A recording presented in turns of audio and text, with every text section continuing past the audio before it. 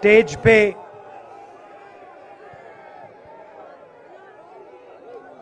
वरिष्ठ नेता, कांग्रेस पार्टी के वरिष्ठ नेता, विपक्षी दल के वरिष्ठ नेता, हमारे प्यारे कार्यकर्ता, भाइयों और बहनों, प्रेस के हमारे मित्रों, आप सबका यहां बहुत बहुत स्वागत।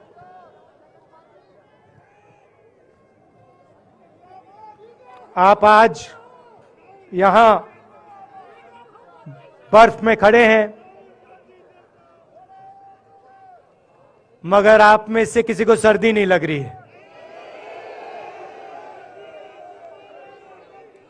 आप बारिश में खड़े हुए, कोई भीगा नहीं। गर्मी में आपको गर्मी नहीं लगी, सर्दी में आपको सर्दी नहीं लग रही है, क्योंकि देश की शक्ति आपके साथ है।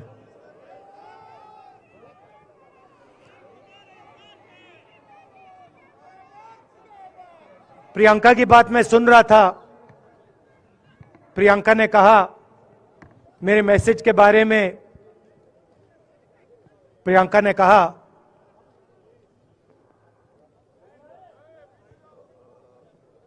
नॉर्मली होता नहीं है, मगर मेरे आंख में आंसू आए।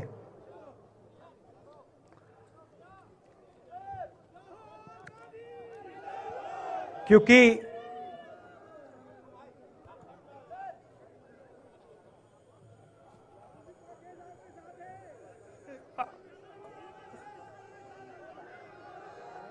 मैं कन्याकुमारी से चला, शुरुआत की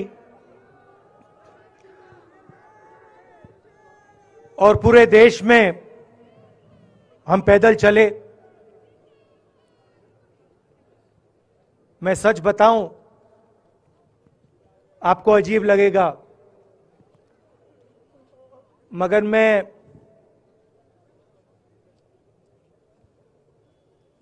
बहुत सालों के लिए हर रोज 8-10 किलोमीटर दौड़ता हूं। तो मैंने सोचा था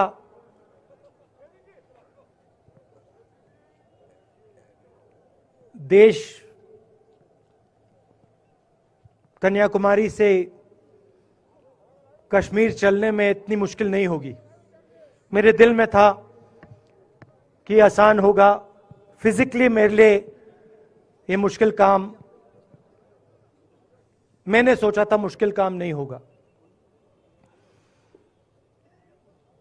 शायद मैं काफी वर्जिश करता हूं, थोड़ा सा अहंकार आ गया, जैसे आ जाता है।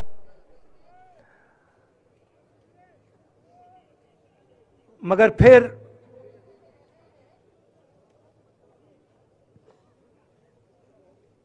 बात बदल गई। जब मैं छोटा था,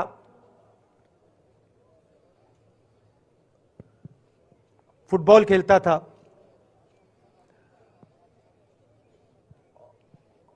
और कॉलेज में जब मैं फुटबॉल खेल रहा था, एक बार मुझे बहुत जोरों से घुटने में इंजरी हुई थी।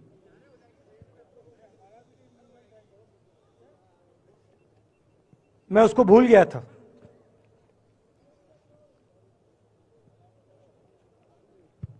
घुटने में दर्द नहीं होता था, भूल गया था उसको, दर्द गायब हो गया था। मगर कन्याकुमारी से 5-7 दिन बाद घुटने में प्रॉब्लम आई, और जबरदस्त प्रॉब्लम आई। पूरा अहंकार उतर गया, और मैं सोचने लगा क्या मैं ये जो 3,500 किलोमीटर हैं, क्या मैं इनको चल पाऊंगा या नहीं। तो जो मैंने सोचा था आसान काम होगा, वो काफी मुश्किल हो गया। मगर फिर मैंने किसी ना किसी तरीके से ये काम पूरा कर दिया। बहुत कुछ सीखने को मिला, बहुत कुछ सीखने को मिला।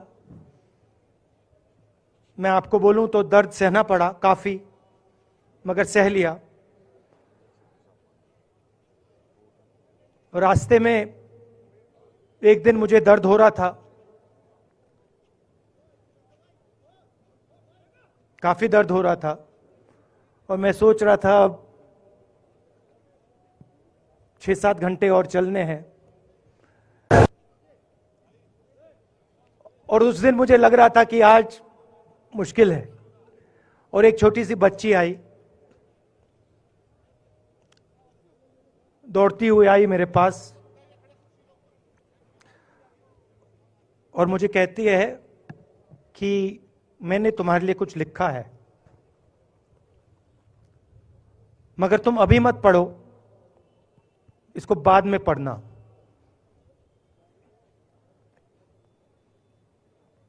और फिर वो मुझे गले लग के भाग गई। फिर मैंने सोचा अब पढ़ता हूं क्या लिखा है।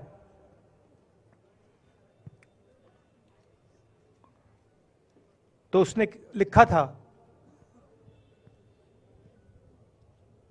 कि मुझे दिख रहा है कि आपके घुटने में दर्द है, क्योंकि आप जब उस पैर पे वजन डालते हो तो आपके चेहरे पे दिखता है कि दर्द है। मगर मैं आपको बताना चाहती हूं कि मैं आपके साथ कन्याकुमारी नहीं चल सकती हूं, क्योंकि मेरे माता पिता नहीं चलने दे रहे हैं।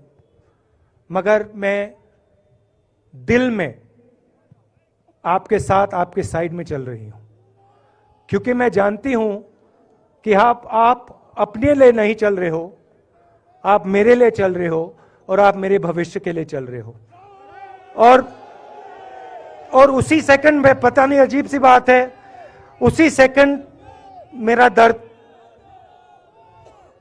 उस दिन के लिए गायब हो गया। दूसरी बात, मैं चल रहा था और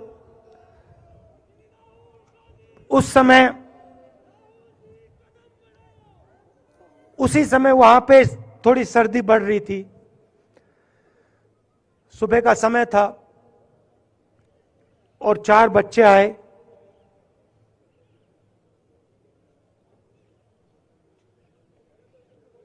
पता नहीं कहना चाहिए या नहीं।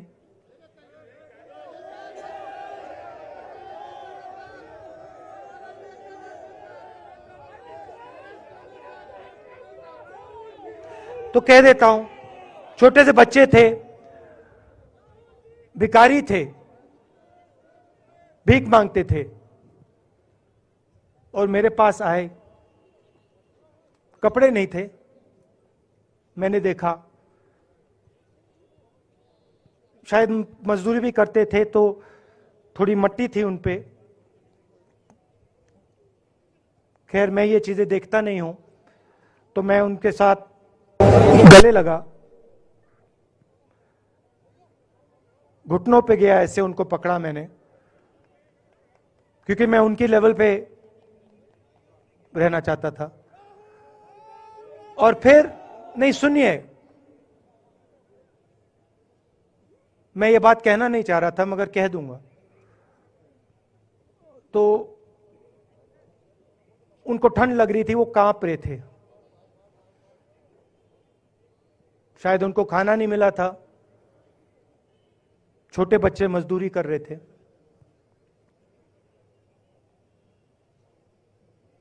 तो मैंने सोचा कि अब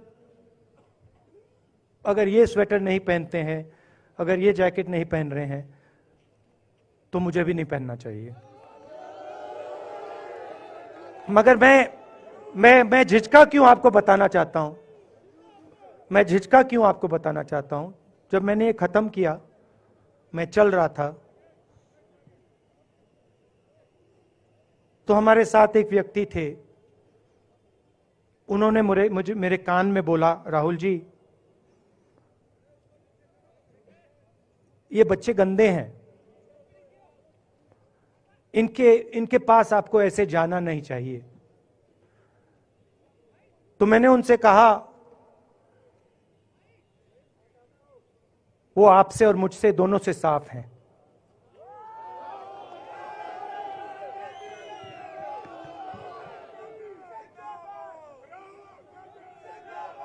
तो देश में कभी कभी यह विचारधारा दिखाई दे जाती है।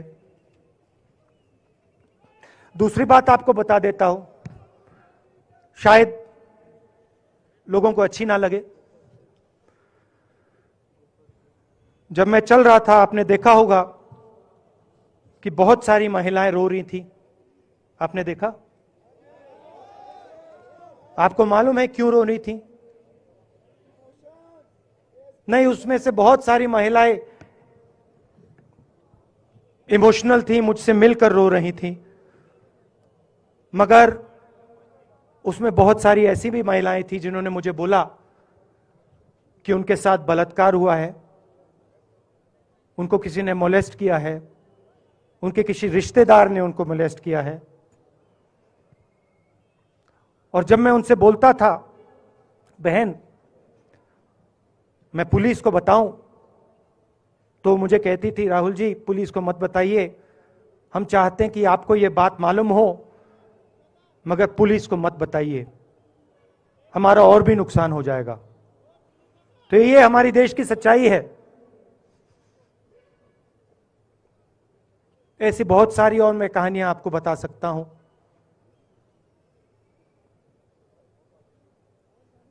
तो फिर मैं कश्मीर की ओर आ रहा था और मैं सोच रहा था कि इसी रास्ते पे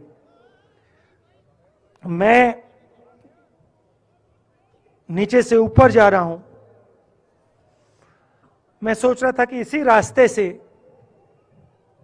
सालों पहले मेरे रिश्तेदार नीचे से ऊपर आए, सॉरी ऊपर से नीचे आए, कश्मीर से इलाहाबाद गंगा की ओर गए। और मुझे ऐसा लग रहा था कि मैं वापस अपने घर जा रहा हूं।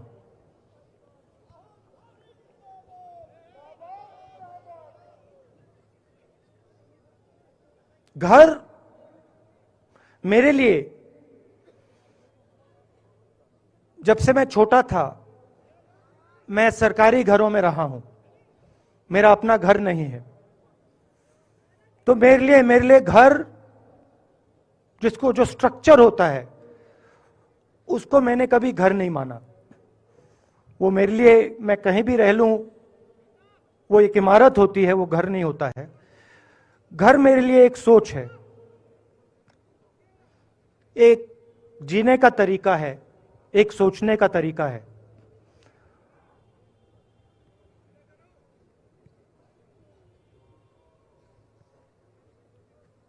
और यहां पे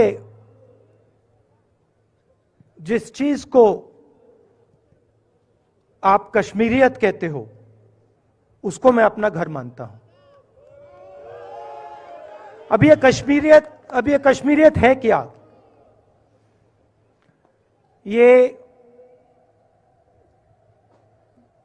जो शिव जी की सोच है एक तरफ, और थोड़ी सी गहराई में जाएंगे तो उसको शून्यता कहा जा सकता है। अपने आप पर, अपने अहंकार पर, अपने विचारों पर आक्रमण करना, और दूसरी तरफ इस्लाम में जिसको शून्यता यहां कहा जाता है, वहां फना कहा जाता है। सोच वही है। इस्लाम में फना का मतलब अपने ऊपर आक्रमण, अपनी सोच पर आक्रमण, जो हम अपना किला बना देते हैं कि मैं ये हूं, मेरे पास ये है, मेरे पास ये ज्ञान है, मेरे पास ये घर है, उसी किले पर आक्रमण करना, वही है शून्यता, वही है फना।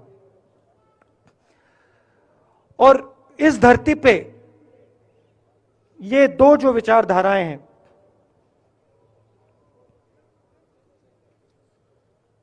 इनका एक बहुत गहरा रिश्ता है और ये सालों से रिश्ता है, जिसको हम कश्मीरियत कहते हैं। यही सोच बाकी स्टेट्स में भी है।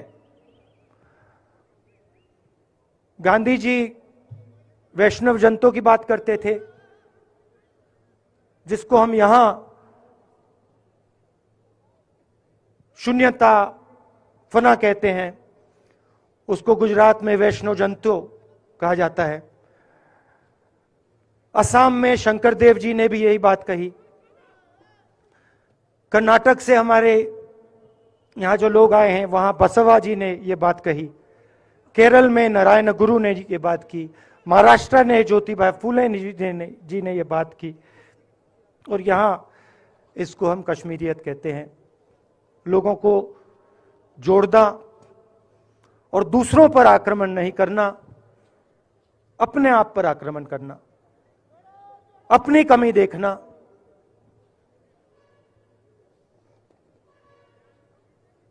मैंने आपको कहा कि मेरा परिवार कश्मीर से गंगा की ओर गया था। इलाहाबाद संगम के बिल्कुल किनारे वहां पास में हमारा घर है।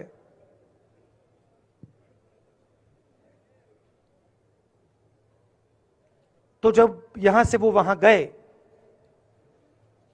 उन्होंने कश्मीरियत की जो सोच थी उसको गंगा में डाला था।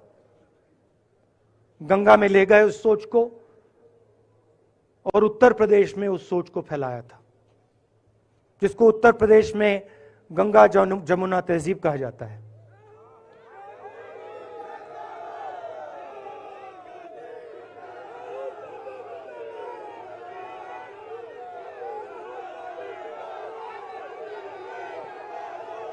तो उन्होंने, मेरे परिवार ने छोटा सा काम, कोई बड़ा काम नहीं किया। जो आपने उनको सिखाया, जो जम्मू कश्मीर के लोगों ने उनको सिखाया, लद्दाख के लोगों ने सिखाया, क्योंकि उसमें बौद्ध धर्म भी है, उनके पास भी वही सोच, शून्यता की सोच उधर भी है। वो उसको ले गए और उस विचारधारा को, सोच को गंगा में उन्होंने रखा।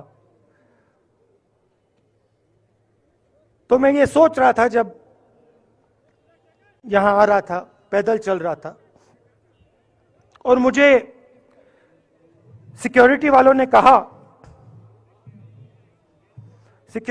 कहा था कि देखिए, आप पूरे हिंदुस्तान में चल सकते हो, जम्मू में भी चल सकते हो, मगर आखिरी जो 4 दिन हैं कश्मीर में, आपको गाड़ी से जाना चाहिए।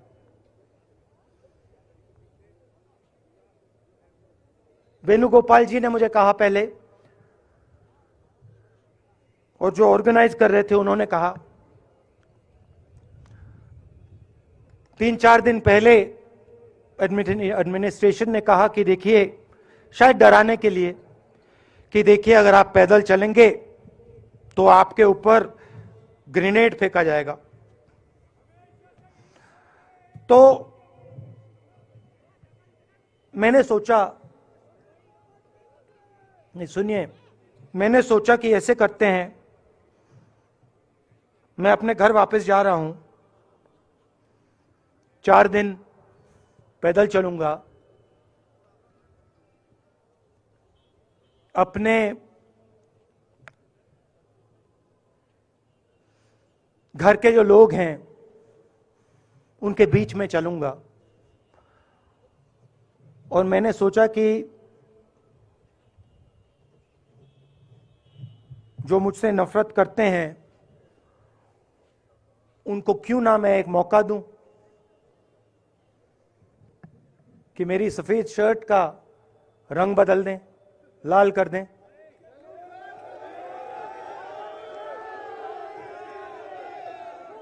क्योंकि मेरे परिवार ने मुझे सिखाया है, गांधी जी ने मुझे सिखाया है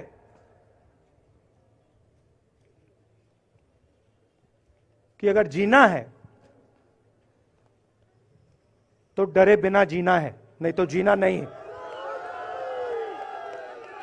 तो मैंने मौका दिया, मैंने कहा मैं 4 दिन चलूंगा, बदल दो टी शर्ट का रंग, लाल कर दो, देखी जाएगी।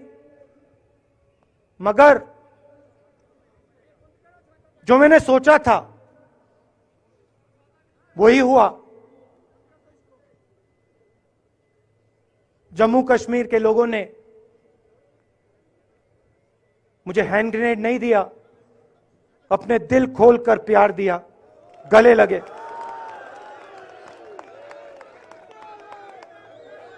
और मुझे बहुत खुशी हुई कि उन सब ने मुझे अपना माना और प्यार से, बच्चों ने, बुजुर्गों ने आंसुओं से मेरा यहां स्वागत किया। मैं अब जम्मू कश्मीर के लोगों से और जो यहां हमारे सेना के लोग काम करते हैं, सीआरपीएफ के लोग काम करते हैं, उनको मैं कुछ कहना चाहता हूं। सबको, जम्मू कश्मीर के युवाओं को, बच्चों को, माताओं को, सबको, सीआरपीएफ के, बीएसएफ के, आर्मी के जवानों को, उनके परिवारों को, उनके बच्चों को मैं कहना चाहता हूं, देखिए, मैं हिंसा को समझता हूं, मैंने हिंसा सही है, देखी है। जो हिंसा नहीं सहता है, जिसने हिंसा नहीं देखी है, उसे यह बात समझ नहीं आएगी। जैसे मोदी जी हैं, अमित शाह जी हैं, आरएसएस के लोग हैं, उन्होंने हिंसा नहीं देखी है।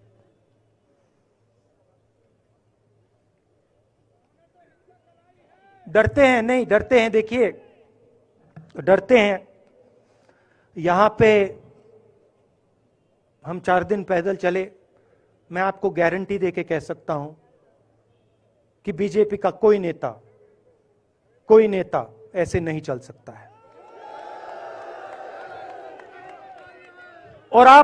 और इसलिए नहीं क्योंकि जम्मू कश्मीर के लोग, इसलिए नहीं क्योंकि जम्मू कश्मीर के लोग उनको चलने नहीं देंगे, इसलिए क्योंकि वो डरते हैं। खैर, मैं अपने जम्मू कश्मीर के लोगों को, युवाओं को, बुजुर्गों को और आर्मी के लोगों को, सीआरपीएफ, बीएसएफ लोगों को थोड़ा सा बताना चाहता हूं। देखिए, मैं जब 14 साल का था, स्कूल में था, सुबह ज्योग्राफी की क्लास में था, मैं पढ़ रहा था, सामने बैठा था और मेरी एक टीचर आई, अंदर आई और उसने कहा, राहुल तुम्हें प्रिंसिपल बुला रहा है। मैं बदमाश था, बहुत बदमाश था जब छोटा था, बहन से पूछ सकते हो क्या क्या करता था मैं, अभी भी करता हूं।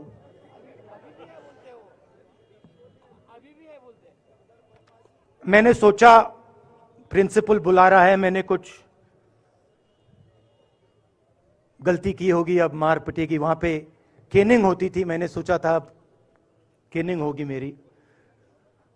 मगर जब मैं चल रहा था, जिस टीचर ने मुझे बुलाया उसको देखकर मुझे कुछ अजीब सा लगा। और जब मैं प्रिंसिपल के ऑफिस पहुंचा तो प्रिंसिपल ने कहा, राहुल तुम्हारे घर से फोन कॉल है।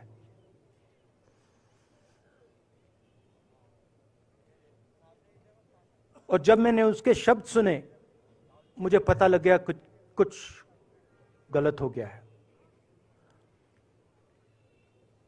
मेरे पैर कांपे और मैंने जैसे फोन अपने कान पे लगाया तो मेरे मां के साथ एक औरत काम करती है, वो चिल्ला रही थी, राहुल दादी को गोली मार दी, दादी को गोली मार दी, दादी को गोली मार दी।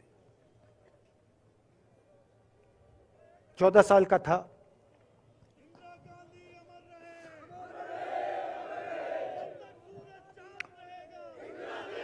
देखिए, ये जो मैं कह रहा हूं, ये जो मैं अभी कह रहा हूं, ये बात प्रधानमंत्री को नहीं समझ आएगी, ये बात अमित शाह जी को नहीं समझ आएगी, ये बात डोवल जी को भी नहीं समझ आएगी, मगर ये बात कश्मीर के लोगों को समझ आएगी, ये बात सीआरपीएफ के लोगों को समझ आएगी, ये बात आर्मी के लोगों को समझ आएगी, उनके परिवारों को समझ आएगी। तो उन्होंने मुझे कहा, नाम ओंगमू है उसका, उसने कहा दादी को गोली लग गई, दादी को गोली लग गई। और फिर मुझे गाड़ी में वापस ले गए, प्रियंका को मैंने स्कूल से उठाया, मैं वापस गए।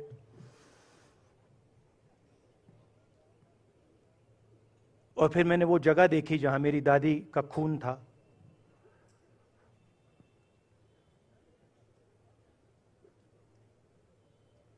पापा आए, मां आई, मां बिल्कुल हिल गई थी, बोल नहीं पा रही थी।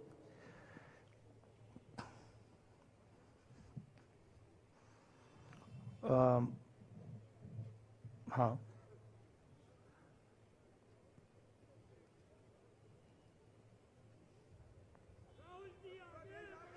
फिर क्या हुआ, तो जब जो हम लोग हैं जिन्होंने हिंसा देखी है,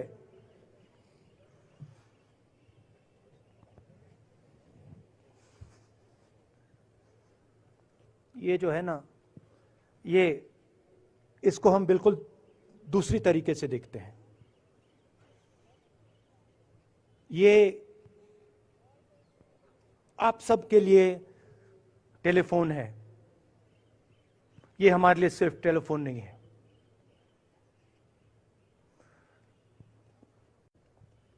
उसके बाद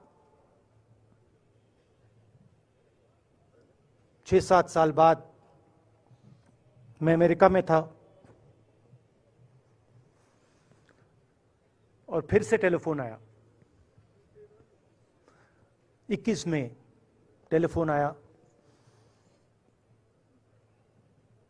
जैसे बहुत सारे, जैसे जो पुलवामा में हमारे सैनिक मरे थे, उनके घर टेलीफोन आया होगा। हजारों कश्मीरी लोगों के घर टेलीफोन आया होगा। सेना के परिवारों को टेलीफोन आया होगा। वैसा ही टेलीफोन आया। पिता के एक दोस्त थे, उन्होंने मुझे फोन किया और कहा, राहुल बुरी खबर है। मैंने उनसे कहा, मैं जानता हूं, पापा मर गए। कहते हैं हाँ। मैंने कहा धन्यवाद, फोन रख दिया। तो मेरा कहना है जो हिंसा करवाता है, जैसे मोदी जी हैं, अमित शाह जी हैं, अजीत डोवल जी हैं, आरएसएस के लोग हैं, वो इस बात को समझ नहीं सकते हैं, वो दर्द को समझ नहीं सकते हैं। हम समझ सकते हैं। पुलवामा के जो सैनिक थे, उनके बच्चों के दिल में क्या हुआ मैं जानता हूं। मेरे दिल में वही हुआ है जो यहां पे कश्मीर में लोग मरते हैं, उनके दिल में क्या होता है। जो फोन कॉल आता है क्या लगता है वो मैं समझता हूं, मेरी बहन समझती है। तो कल किसी जर्नलिस्ट ने मुझसे पूछा यात्रा का क्या लक्ष्य है।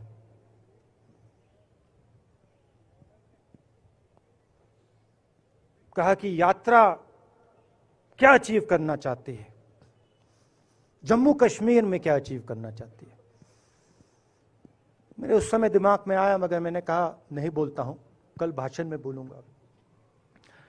यात्रा का लक्ष्य है कि ये जो फोन कॉल हैं, चाहे ये आर्मी के हों, चाहे सीआरपीएफ के हों, चाहे ये कश्मीर के लोगों के हो, ये फोन कॉल बंद हो जाए।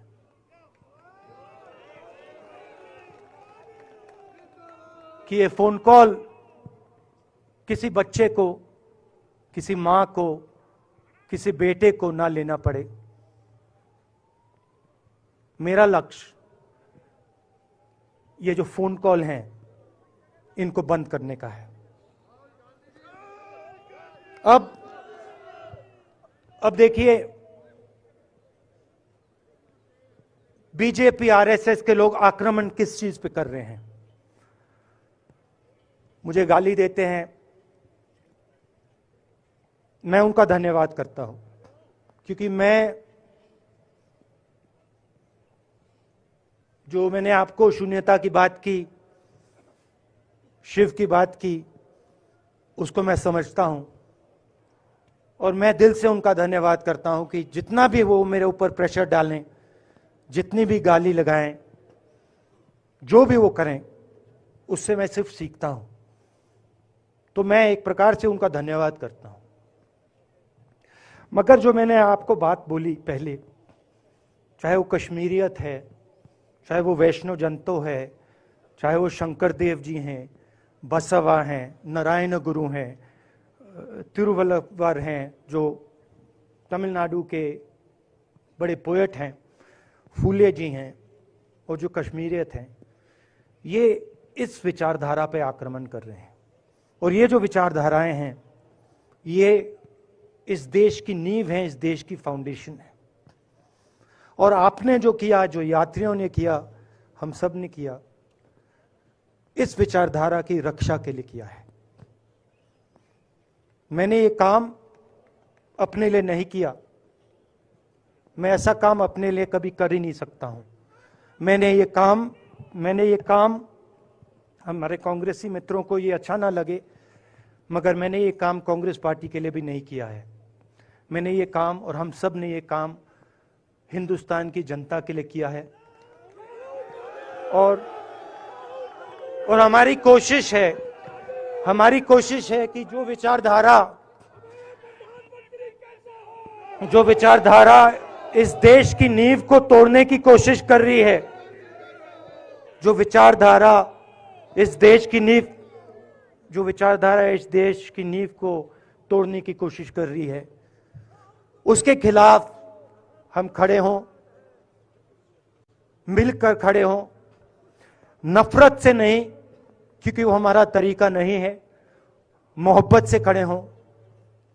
मैं जानता हूं कि अगर हम मोहब्बत से खड़े होंगे, प्यार से बात रखेंगे, तो हमें सफलता मिलेगी। और उनकी जो विचारधारा है, उसको हम सिर्फ हराएंगे नहीं, मगर उस विचारधारा को हम उनके दिलों से निकाल देंगे। तो आपने, देश की जनता ने हमारा समर्थन किया। हमारी कोशिश है कि हमें, बीजेपी ने एक जीने का तरीका, राजनीतिक तरीका दिखाया है। हमारी कोशिश है कि हम एक और तरीका, जो हिंदुस्तान का तरीका है, मोहब्बत का तरीका है, वो हम देश को दिखाएं, हम देश को याद दिलाएं कि हिंदुस्तान मोहब्बत का देश है, इज्जत का देश है, भाईचारे का देश। तो हमने जो कहा था, छोटा सा कदम लिया है, बड़ा कदम नहीं है। नफरत के बाजार में मोहब्बत की दुकान खोलने की कोशिश की। धन्यवाद। जय हिंद।